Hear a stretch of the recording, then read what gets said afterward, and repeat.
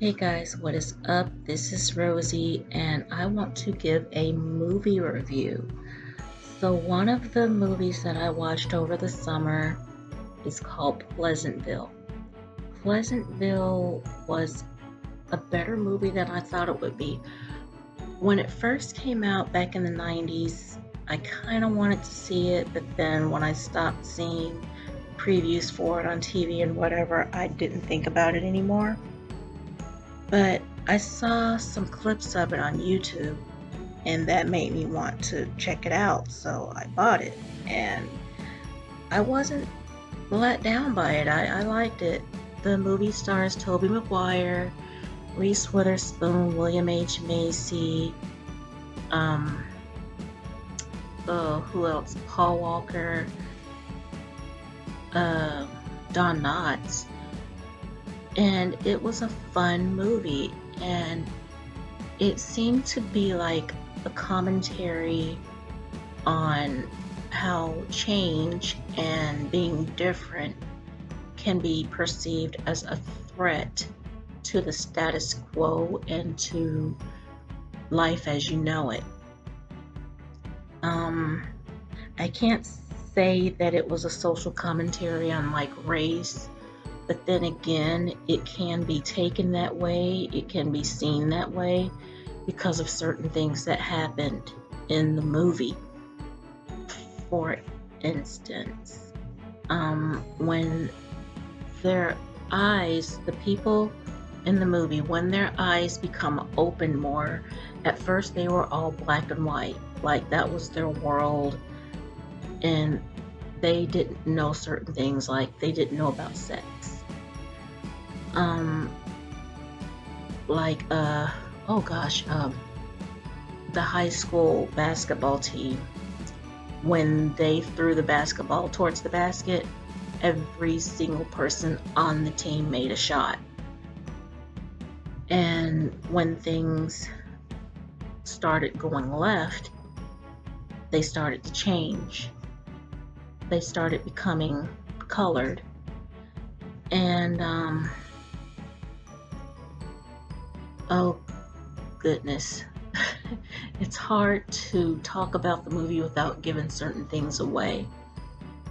But when people in the town started seeing like their kids and housewives and stuff becoming quote unquote colored, they started feeling threatened by it.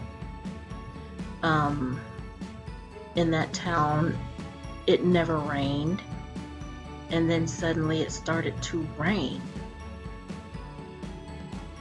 I want so badly to go more in depth on the story because it was such a good movie, and I have to see it again so that I don't give wrong information. But Tobey Maguire and Reese Witherspoon are brother and sister in the modern world.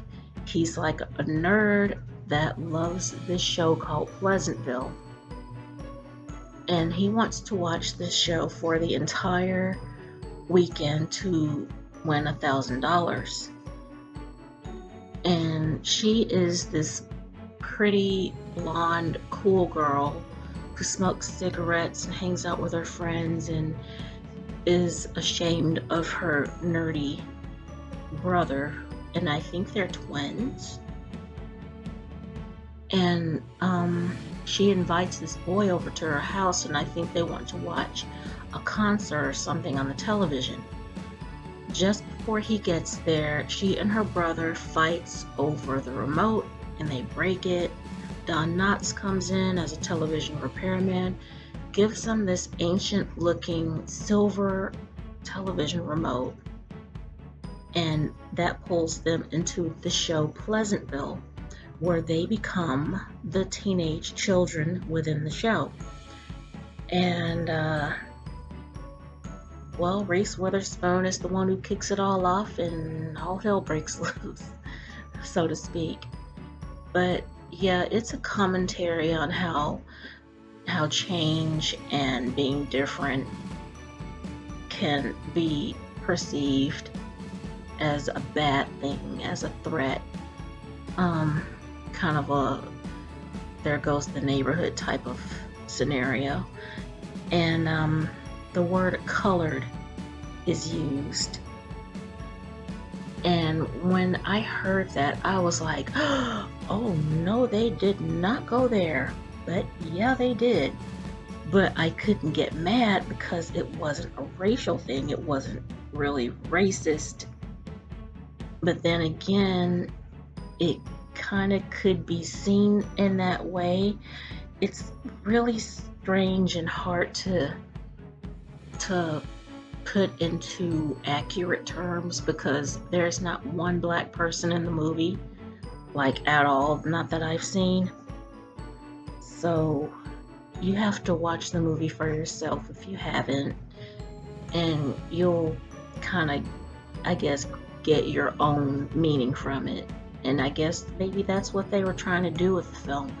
I haven't heard much about it before or since the movie was made, but it was before Tobey Maguire, Paul Walker, and Reese Witherspoon were like huge stars. They weren't like super mega stars yet. It was a few years before Legally Blonde. It was a few years before Spider-Man.